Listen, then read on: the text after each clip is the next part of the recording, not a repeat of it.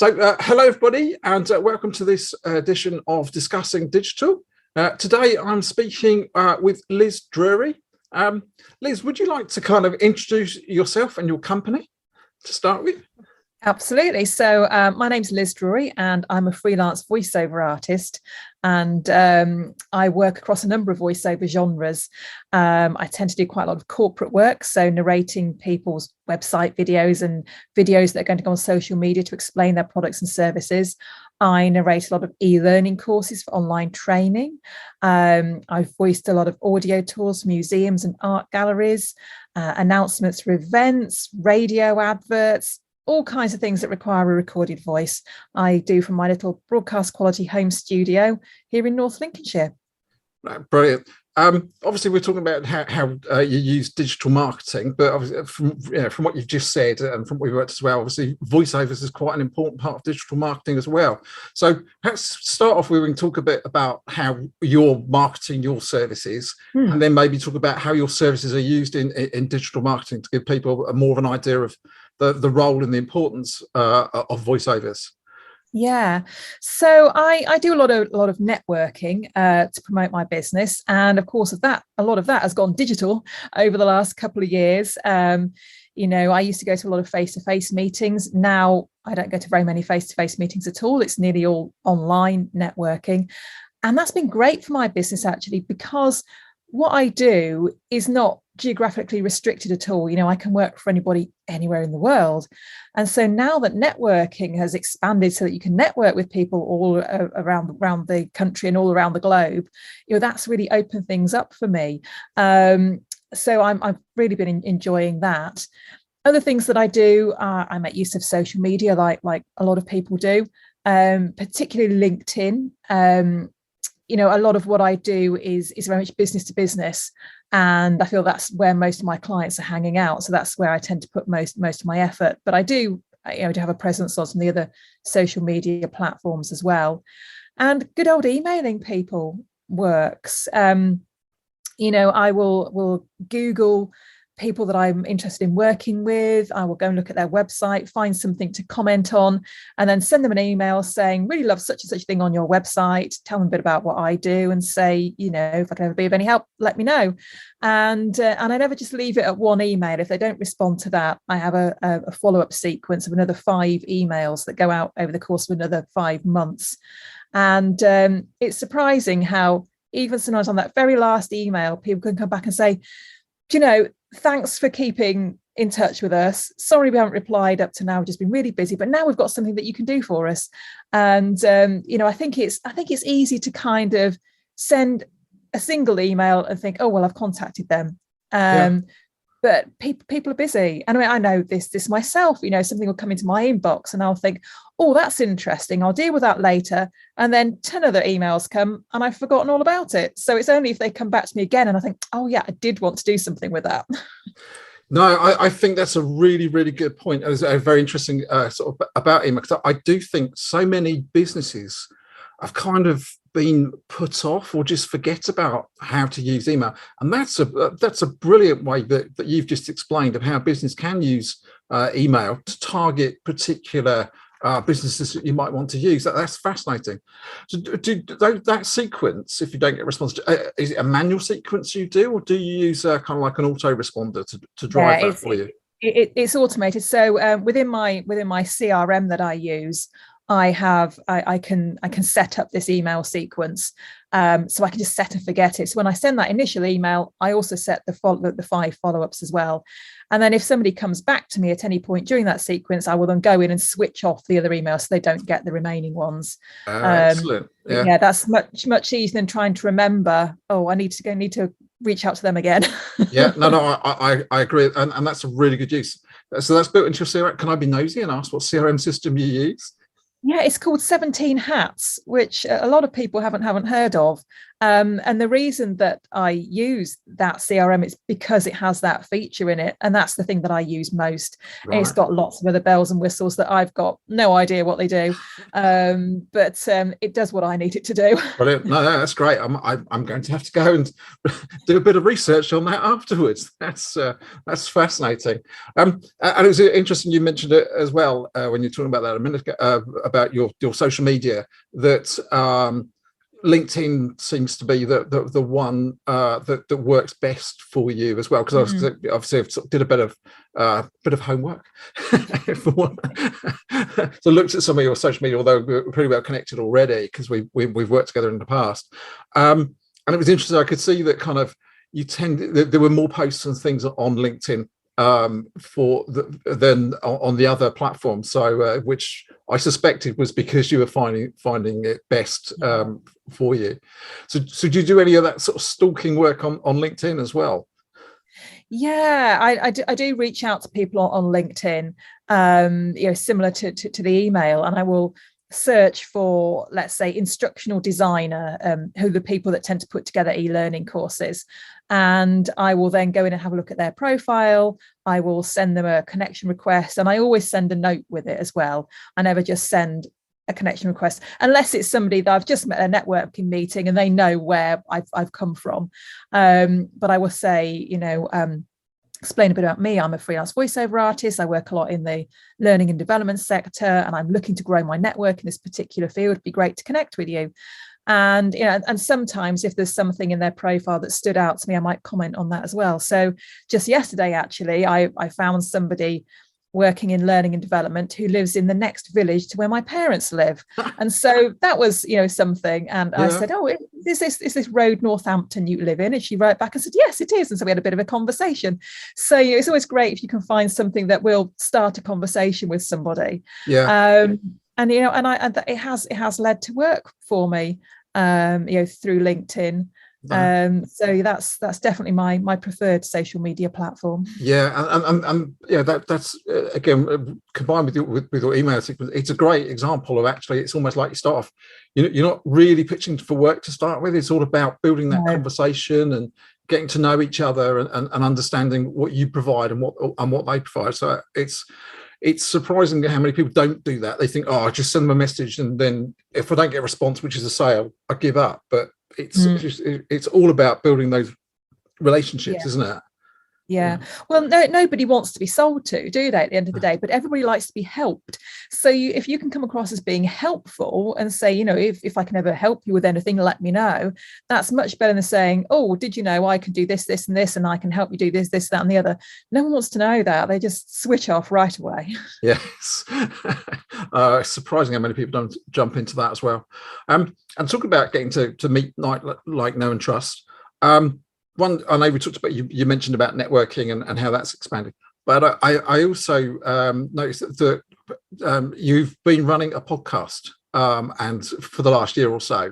And I think they're a great way for people to get to know each other as well, aren't they? Yeah, absolutely. Yeah, my podcast started in January 2021, so it's just over a year old now. And I've been toying with the idea of a podcast for a while, and people kept saying to me, you're a voiceover artist, you've got all the equipment, you've got the voice, why don't you do a podcast? And I never really knew what my podcast should be about. And I didn't want to do anything in the field of voiceover because I know plenty of people that already do voiceover related podcasts and do it very well. And I didn't really think I had anything extra I could add. But I often got asked to speak at voiceover conferences or webinars to voiceover other people in the voiceover industry about networking. So I thought, well, if people in my own industry are coming to me as like the expert in networking, why don't I make my podcast about that? So that's how it came about. So it's called Small Business Big Network, and it's very much for small business owners who want to get more out of their networking. And I've talked to all sorts of business owners. And I like to talk to people who are using networking in some way to grow their business, or maybe they met their business partner through networking, or maybe they met their life partner through networking. People who've got interesting stories to share. And there's been some really, really interesting episodes. Yeah, I mean, I listened to a couple and snippets of a few, but it looks like, do you kind of roughly do one every week? Yes, I do. When I first started, I thought I will commit to doing 2 episodes a month. I thought that will be enough to cope with. And I very quickly got to the point where I got so much material. I was saying to people, well, this isn't going out for about 10 weeks. And I thought, no, this is silly. So I went to once a week. And so far, it hasn't been too bad to keep up with it. I mean, I think I'm about 4 weeks ahead of myself at the moment, with another couple of interviews coming up, in the next week. But yeah, I haven't found it too difficult to find people who want to come and talk to me. So so far, so good. Yeah, I must admit, it's surprising. I mean, so this is episode 4 that we're recording of my one, and I'm kind of aiming to do it fortnightly. And at the moment, it's all video, but my intention is that I'll transfer this into an audio version as well in the future when I've got time to kind of sit down and work out all the mechanics of publishing podcasts. I've sussed how to publish on YouTube. That's easy, but it's because of my background working video in the past. But yeah, I've got so. But yeah, it's fascinating. Again, it's another sort of really growing genre for people to help people get to know you. And obviously, as a voiceover artist, I suppose doing a podcast almost becomes natural because of what you do. Yes, yeah. I mean, I've got the equipment already, and it's just another place where people can find me, where they can hear my voice. Even though I'm not talking about voiceover. I always say in part of my introduction at the start of every podcast episode is, I'm Liz Drury, my freelance voiceover artist. So anyone listening to my podcast, even if they've never come across me before, will know what it is that I do. Yeah. And another thing I noticed that you do, and I didn't look very far back, only last couple of weeks, but I noticed that you've been doing kind of a Friday summary video of my roundup video. Yes, I've been doing that for over a year now, actually. And I got the idea from somebody else. The best ideas are always pinched, aren't they? And someone I'm connected to on LinkedIn, she does a thing on a Friday where she does shout outs to people that she's met during the week, and she hers is a video, but there's no talking on it. She just has music in the background. And I thought, oh, that's interesting. And she holds up cards saying thanks to so and so for whatever this week. And I thought, she gets quite a lot of interaction on those. So I thought I'll do something similar, but I thought I'll do mine as a spoken video. Yeah. And so every Friday I write myself a little script of who I've met, what I've done that week. So you'll be featuring. Oh, I look forward to it.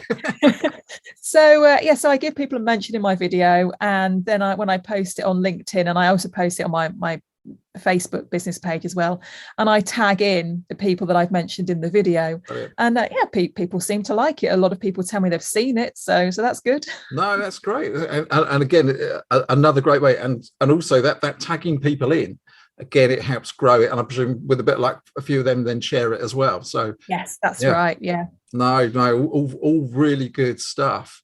And again, talking about LinkedIn, one of the things I'd asked you about was to talk to you about a favorite post or most successful post. Yes. And so you sent me a link to a post on LinkedIn. I think it's from a couple of months ago about your son. So do you want to just tell everyone a little bit about that? And we'll... Yeah. So my best performing post has nothing to do with my business whatsoever. How typical is that? But it's had over 6,000 people look at that. Wow.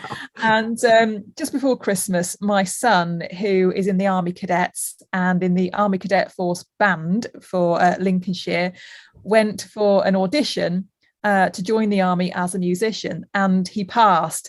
And we didn't think that he would, so I was really, really proud of him. And I posted a picture of him in his cadet uniform, which we'd taken on Remembrance Sunday, and and said, really proud of William, he's passed this today. And so many people commented on that, including people that had been in the army themselves and been musicians, and said, oh, we'll have a great time. As I was telling you before we actually started recording, he's now thinking, I don't know if I want to go in the army. I'm like, oh, William, everyone's behind you, go do it.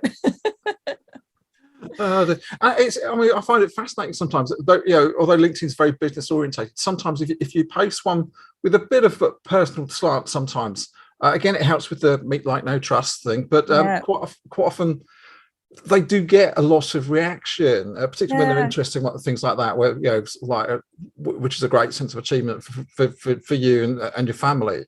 So I think that's another important thing. Yes, it's business stuff, but it's not all about business. Yeah. Another one that I had a lot of success with was really random, and I try and post something on LinkedIn every weekday at least, because I think you've got to be consistent to for people to see you. And this particular day, I thought, nothing interesting has happened today. I can't think what to post about. And I'd just eaten my lunch, and I'd eaten it in front of my computer, which is a mistake. And I'd had a cherry tomato. And as I bit into the tomato, it squirted all over my screen. And I thought, you know what? I'm going to post about that. So I went to the fridge and I got another cherry tomato and I put it on my keyboard and I took a picture and I posted it to LinkedIn and wrote this, what just happened at lunchtime. And that just got loads of interaction. People that done the same thing, or people said, "Oh, you were really silly," or So again, nothing to do with work, but lots of people interacted with it. No, it's brilliant. Although I think we should point out, we're not advising people to squirt tomato all over. No, don't do it. Oh, that's brilliant. I know, again, before we started recording, we were talking, and you were saying about how e-learning has become really important, and how your involvement and the growth of voiceovers in that sector has happened. So I just wondered if you wanted to just talk a bit more about that, because I know there's a big push for e-learning at the moment. Absolutely, we're all still at home. Yeah. I mean, e-learning, online training was a growing market anyway before 2020. But the pandemic has just accelerated things. So many more training courses had to move online because people couldn't meet face to face. And now people are realizing, actually, we don't need to do it face to face, or we can do a combination. And so trainers are able to be in more than one place at the same time, because they can go and do something in person. But if they've got an online course, they can be selling that at the same time to lots of other people. Maybe that's a slightly lower cost option for the people buying the course, and it's an evergreen thing that they can keep selling again and again. So I've been working in the e-learning industry for a few years, but I've found that my work in that field has just really increased over the last couple of years. And I've worked across all sorts of different sectors, narrating courses for the healthcare industry, for to do with health and safety, for public transport, for food safety. I've done all kinds of things. People need training in all sorts of things, and it's fascinating. Actually, I learn quite a lot while I'm narrating e-learning courses.